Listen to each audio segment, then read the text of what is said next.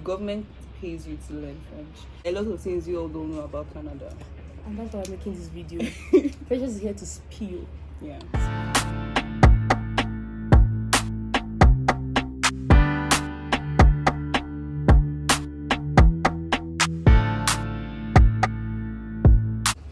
Hi guys, hello and welcome again to my YouTube channel. So today I have with me Precious, the chat of Montreal. Is it Montreal? Is that how they pronounce it? Montreal.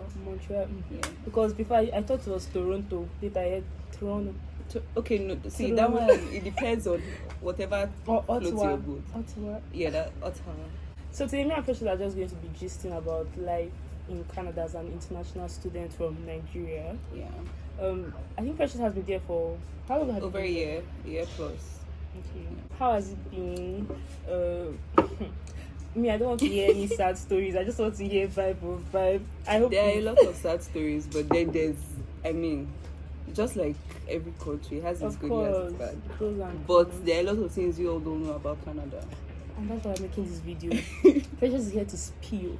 Yeah. Spill those we didn't know about. So where are you going to start from? Okay, so I'll just ask you, when you got to, first of all, how did you get to Canada?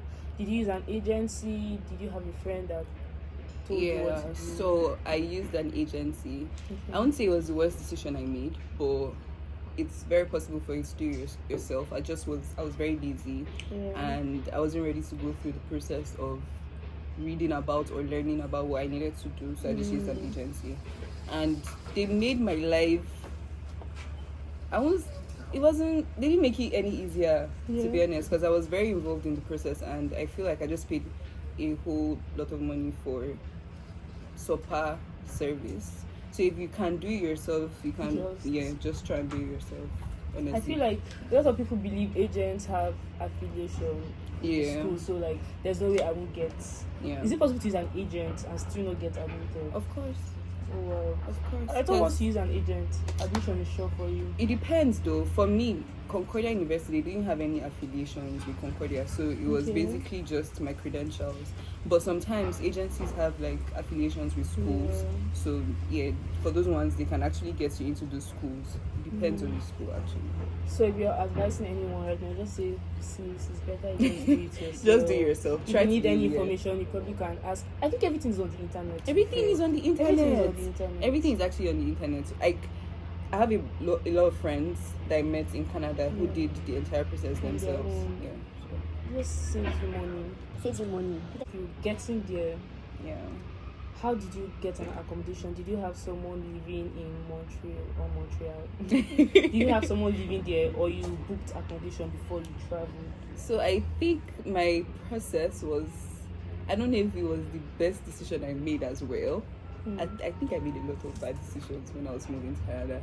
So what I did was I got an Airbnb for like a week, because I wanted to see the places before I make payments for accommodation. So I booked an Airbnb. I got to Canada. I stayed in the Airbnb, and during that period I kept going from place to place, house to house, seeing different apartments that he had before I made my decision, and I got a place. But the thing is, they usually have like their rents monthly, so you can't move until the first most times. And that was what I was thinking would happen, but the place I eventually got, I couldn't move in till the 12th, so I had to look for another temporary accommodation. Were you guys having online lectures during COVID? Yes, we were. So like since March, June, I guess, I can't really remember, but like since beginning of lockdown they stopped classes. In fact, my school, I've not seen what the inside of my school looks like since. So how is it for you making friends?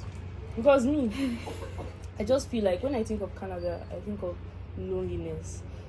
This might be because I'm not well informed, but just because of the assumption I have, Canada is so big.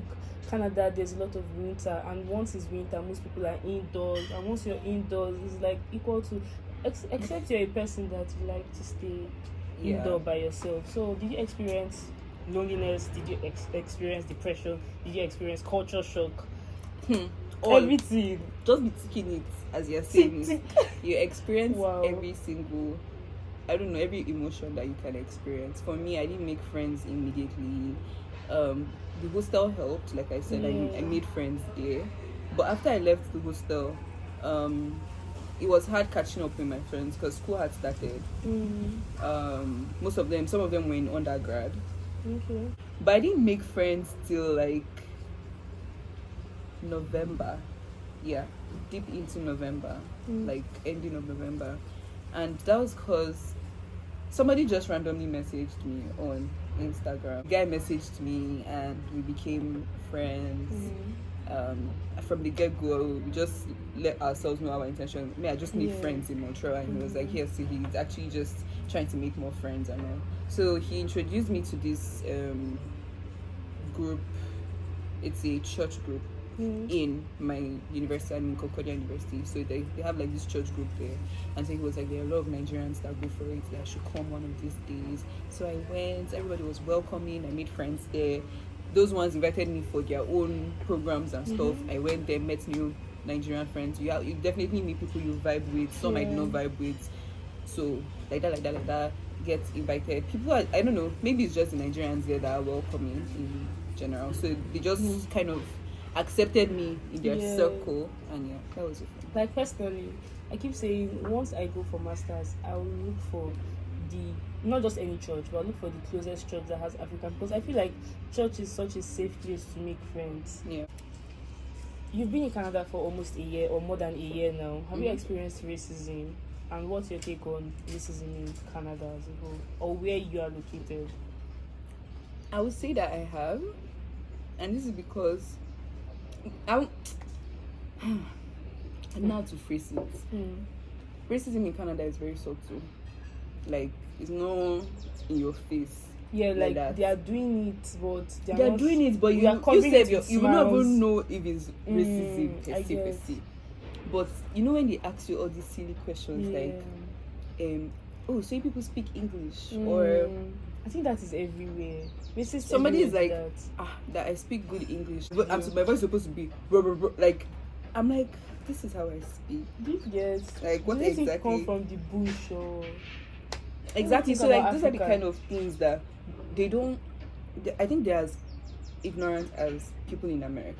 That, like, frankly, they are ignorant about how they were shocked that I was able to buy an iPhone 11. Are you serious? They were so shocked. A lot of them asked me like, how did you get the money to buy an fellow students? Fellow students. Are you joking? They're like, how did you get the money to buy? And I'm like, as in, how did I get money to pay to study here in the first place? Like, I'm paying international fees. I'm paying more than you guys. Canadian fees. I'm paying more than you guys.